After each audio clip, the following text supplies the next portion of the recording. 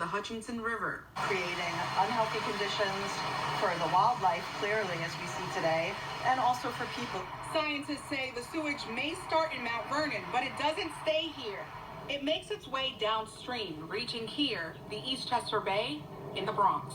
The environmentalists say Mount Vernon sewage also spills into the Bronx River, which courses through the Bronx to the East River and Long Island Sound. Mount Vernon has ignored several state and federal court orders to fix its broken system. But last month, a federal judge issued a court order requiring it to comply with the Federal Clean Water Act.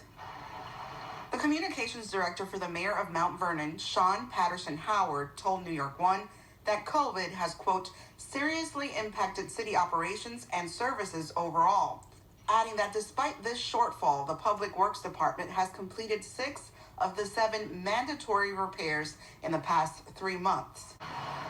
But there are smaller rivers and streams like those in the Bronx that do not meet federal water quality standards. You know, as a parent and just as a human, just worried about the future of our waterways and knowing how important marine life is for everybody's quality of life. For their sake, she's hoping the court ruling is the watershed moment she's been working so hard for. Amy Yancey, New York One.